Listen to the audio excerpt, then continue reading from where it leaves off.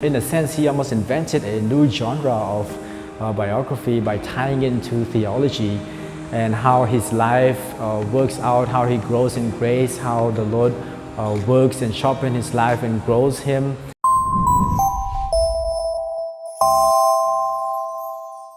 When I first read Augustine, it was read to me. It was when I was in 7th grade, as I was growing up in a children's home. I like this book so much because growing up as a kid, when the book was read to us after devotion, it's like each chapter, it was on edge, like as if like the author was anticipating the next thing to come up. It was honestly very hard for us to stop listening to the book.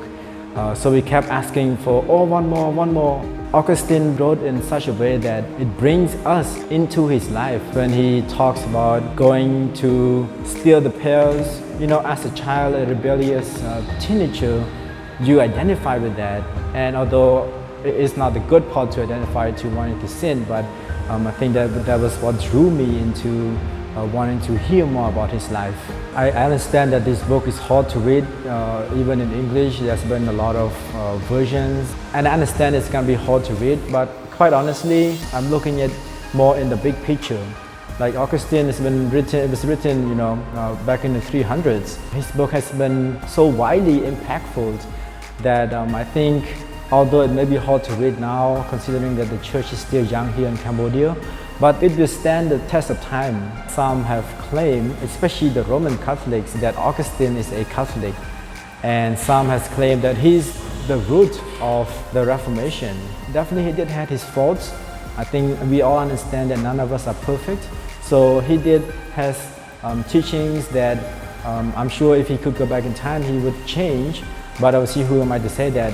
But what I would say is that you can't even claim he is Protestant because none of those existed in his time. So you have to understand that there is a time lapse. Now, his teaching may support the Catholics in some aspects, may support the Reformation or the Protestants in some aspects, and that's great. You know, we use what is good and we take and go with it, and not try to label a man who's been dead to say that, look, he's the source of this or that, but rather we need to understand that terminologies change over time. And so we need to be careful when we say things like Augustine is a Catholic or Augustine is a reformer. Well, in both cases, he does have teachings that may support those groups' teachings. I would say that he's neither, because those groups did not exist in his time yet. I really think that this book is very valuable in the Khmer language because I don't think there's any resources that are available, or even a life leadership who would tell you about their sin so openly like Augustine does.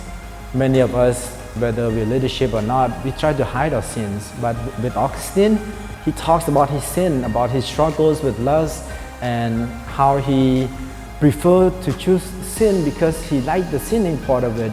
I think what's important is that Augustine is not ashamed of his sin because it actually allows him to grow all the more in grace. It allows him to see the forgiveness of God even more amazingly than to try to hide his sin. So I think that's probably the main reason why I think Augustine is such a valuable resource to have in Khmer.